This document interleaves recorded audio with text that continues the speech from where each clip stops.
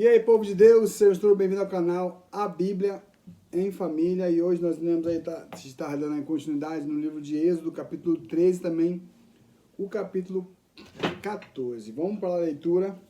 Aqui tem um subtítulo que diz: Consagração dos primogênitos. Então o Senhor Deus ordenou a Moisés: Consagra-me todos os primeiros primogênitos, filho israelita que vem à luz me pertence, não somente entre os seres humanos, mas também entre os animais. E Moisés discursou ao povo: Celebrai perpetuamente este dia em que saíste do Egito, da casa da escravidão, pois com mão poderosa o Senhor vos tirou de lá, e por isso não comereis pão fermentado. Hoje é um dia de primavera, no mês de Abibe, e estáis abandonando as terras do Egito. Quando Yahvé vos fizer adentrar a terra dos cananeus, dos hititas, dos amorreus, dos heveus e dos jebuseus, território que jurou a vossos antepassados que vos daria, terra onde manam leite e mel. Então havereis de celebrar esta cerimônia sempre neste mesmo mês. Comereis pães sem fermento durante 7 dias, e no 7º dia haverá uma grande festa para Yahvé. Durante 7 dias serão comidos pães sem fermento. Não haverá em vossas casas nada de fermento, nem em todo o vosso território. Naquele dia, assim falarás a teu filho: Eis o que Yahvé fez por mim quando saí do Egito. E será como sinal da tua mão, um memorial entre os teus olhos, para que a lei de Yahvé esteja na tua boca, pois Yahvé te tirou do Egito com braço forte. Observarás esta lei perpetuamente no tempo determinado, de ano em ano. Depois que o Senhor te fizer entrar na terra dos cananeus, como jurou a ti e a teus pais, entregar-te-á por herança. Separarás para Yahvé o primeiro nascido de todo ventre. Todos os primeiros machos de teus rebanhos pertencem ao Senhor. Resgatarás com um cordeiro toda a primeira cria dos jumentos, mas se não quiseres resgatá-la, tu lhe quebrarás o pescoço. Mas todo primogênito do homem entre teus filhos, tu o resgatarás, e quando amanhecer o teu filho te perguntar: que é isso? Responder-lhe-ás: Yahvé tirou-nos do Egito, da casa da escravidão, com mão poderosa. Porquanto, tendo se obstinado o faraó e não querendo deixar-nos partir, Yahvé matou todos os primogênitos da terra do Egito, desde o filho mais velho do homem até as primeiras crias dos animais. É por isso que sacrificamos a Yahvé todo o primeiro filho macho entre os animais, mas pagamos o preço do resgate para ficarmos com nossos primogênitos. Essa passagem aqui me fez lembrar de Ana. Ana era estéril, né? Nós iremos ler essa história um pouco mais para frente. E ela fez uma oração a Deus, que se Deus desse para ela um filho, ela iria entregá-lo para trabalhar no templo. Que foi, esqueci o nome do cara, Samuel. Está lá no livro de Samuel. Foi um ato de muita fé aí da mãe de Samuel, Ana. Isso será, pois, como um sinal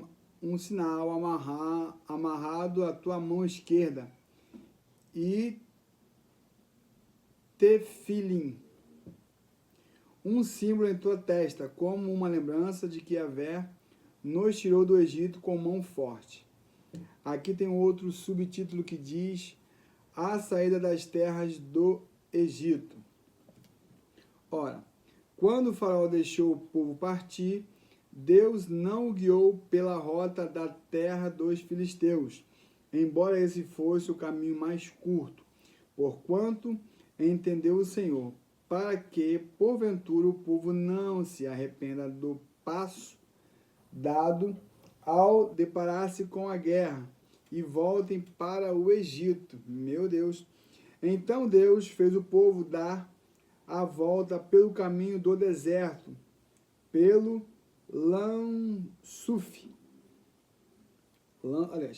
Yansuf, Mar Vermelho, embora os filhos de Israel tivessem saído armados da terra do Egito.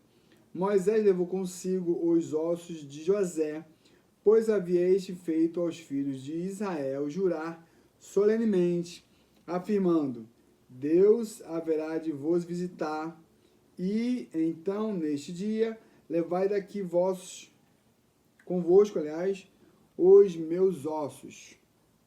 Engraçado. Ele tinha falado isso com os irmãos deles, né? O povo de Israel ficou cativo 430 anos. Meu Deus! Era sinal, né, que o povo lia a Bíblia, para vocês verem. Os israelitas partiram de Sucote, acamparam em Etã, junto ao deserto.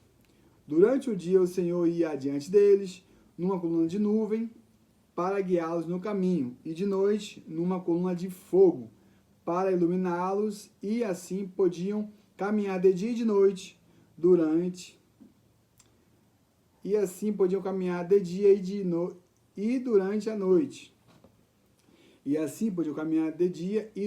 a noite. A coluna de nuvem não se afastava do povo o dia inteiro, nem a coluna de fogo durante toda a noite. Agora vamos entrar aqui agora no capítulo 14. Aqui tem um subtítulo que diz: o faraó volta a perseguir Israel. Então disse o Senhor a Moisés: dize aos filhos de Israel que retrocedam e acampem diante de Pi-Hairote, entre Migdol e o mar. Acampai-vos à beira-mar, defronte de Baal-Zefon. Assim o faraó há de pensar acerca dos filhos de Israel. Eis que os israelitas estão perdidos, vagando atônitos pelo deserto. Então endurecerei novamente o coração do faraó, e ele vos perseguirá, e serei glorificado no faraó e em todo o seu exército. E os egípcios saberão que eu sou Yahvé. E eles assim fizeram. Sendo, pois, anunciado ao rei do Egito que o povo tinha fugido, transtornou-se o coração do faraó e de seus servos contra o povo. E eles exclamaram: que é isso que fizemos, deixando os filhos de Israel, nossos escravos, fugirem de nosso serviço? Rapidamente Faraó mandou aprontar sua carruagem e tomou consigo seu exército. Levou consigo todos os carros do Egito, inclusive 600 dos melhores carros de combate, cada um com um oficial no comando.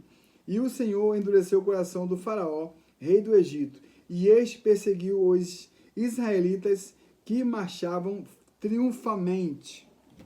Os egípcios perseguiram-nos com todos os cavalos e carros do faraó, e os cavaleiros e o seu exército, e os alcançaram acampados junto ao mar, perto de Pi-Haiote, defronte de Baal-Zefon. Quando o faraó se aproximou, os filhos de Israel levantaram os olhos, e eis que os egípcios vinham atrás deles. Tiveram grande medo, e então os filhos de Israel clamaram a Yahvé e reclamaram a Moisés. Não havia talvez número suficiente de sepulturas no Egito, e por isso nos tiraste de lá para morrermos no deserto? Por que nos trataste assim, fazendo-nos sair do Egito? Não é isso que te dizíamos no Egito? Deixa-nos para que sejamos escravos dos egípcios em paz, pois melhor nos fora servir aos egípcios do que morremos no deserto. Então Moisés encorajou o seu povo, dizendo: Não temais, permanecei firmes e vereis o que Yahvé fará hoje mesmo para vos salvar a todos, porque os egípcios que vedes neste momento nunca mais os tornareis a ver. Yahvé combaterá por vós. Quando a vós acalmai-vos e ficais calados. Deus abre o mar para seu povo. Então o Senhor indagou a Moisés: Por que clamas por mim? Dize aos filhos de Israel que marchem avante. E tu levanta o teu cajado, estenda a mão sobre o mar e divida-o, para que os filhos de Israel atravessem o mar caminhando sobre o chão seco. Vou repetir essa parte aqui. E tu, Deus fala para Moisés. Então o Senhor indagou a Moisés: E tu levanta o teu cajado. Então você vê aqui que quem usa o cajado é Moisés e não Arão, como no início, que ele tinha medo, falava que era gago. Eu, no entanto, ainda endurecerei o coração dos egípcios, para que vos sigam, e serei glorificado por intermédio do faraó e de todo o seu exército, em seus carros e cavaleiros. E os egípcios saberão que eu sou Yahvé, quando for glorificado no faraó, em seus carros de guerra e em seus cavaleiros. Então o anjo de Deus, que ia adiante do exército de Israel, retirou-se e passou para trás deles. Também a coluna de nuvem retirou-se de diante deles e se pôs atrás, ficando entre o acampamento dos egípcios e o acampamento de Israel. A nuvem era tenebrosa do lado egípcio, mas iluminava a noite do lado israelita. E a noite passou sem que um pudesse aproximar-se do outro durante toda a escuridão da noite. Ou seja, Deus colocou uma nuvem tenebrosa no meio dos egípcios e o povo de Israel estava vendo tudo perfeito durante a noite, tudo claro. E desse modo, parece que eles caminhavam próximos ali um do outro, mas não se encontravam, Os egípcios nunca alcançavam o povo de Israel porque tinha ali uma nuvem escura, tenebrosa, a palavra diz. Então Moisés estendeu a mão sobre o mar. E Yahvé, por meio de um forte vento oriental que soprou toda aquela noite, fez o mar se afastar. Este tornou-se em terra seca, e as águas foram divididas. Os filhos de Israel entraram pelo meio do mar em seco, e as águas formaram como um muro de água, à direita e à esquerda. Os egípcios que os perseguiram entraram atrás deles até o meio do mar, cujas águas formaram muralhas de água dos dois lados do caminho seco, com todos os cavalos do faraó, seus carros de guerra e seus cavaleiros. Pouco antes da alvorada, do alto da coluna de fogo e de nuvem, Yahvé olhou para o exército dos egípcios e lançou grande confusão e temor entre todos os homens do faraó. O Senhor emperrou as rodas dos carros de guerra dos egípcios e fê-los andar com muita dificuldade, em meio à coluna de água que se mantinha erguida. Então os egípcios começaram a gritar: Fujamos da presença de Israel, porque Yahvé combate a favor deles contra o Egito.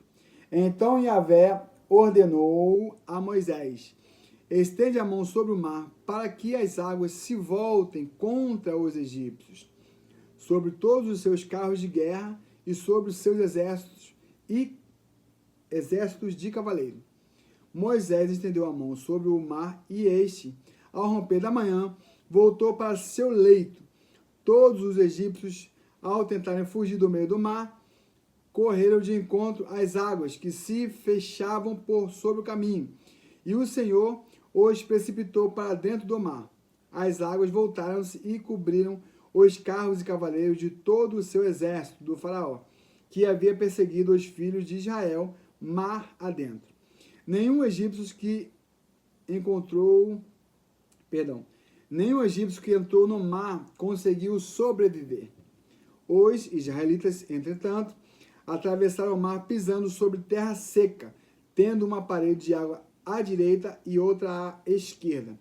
Naquele dia, Yahvé salvou os filhos de Israel das mãos dos inimigos dos egípcios, e os israelitas puderam contemplar os corpos dos egípcios mortos, lançados à praia pelo mar. Israel viu o maravilhoso poder do Senhor e depositou nele sua confiança, como também em Moisés, seu servo. Pena que isso é passageiro, né? Em toda a história da Bíblia, o povo começa ali muito bem, muito legal, confiando em Deus, né? Eles se purificam, se santificam, assim como também nós, infelizmente, não tem como negar isso. Só que depois o povo começa a achar que não precisa de Deus, e nós começamos a nos desviarmos de Deus. E o que acontece? Começamos a sofrer, e aí nós somos obrigados a novamente voltarmos para a presença de Deus. E Deus, que é tão maravilhoso e gracioso, nos recebe de braços abertos. Esse é o nosso Deus. Bom, pessoal, aqui nós encerramos aqui o capítulo 13, o capítulo 14. Fica ligado aí que vai ter mais vídeos, tá? Não fique desanimado, porque ainda falta muita coisa, mas qualquer dúvida, deixa um comentário aí, né? Deixa aí uns comentários no vídeo, né, no que você tem dúvida. Tenta arrumar também alguém para você também começar a discutir sobre alguma passagem.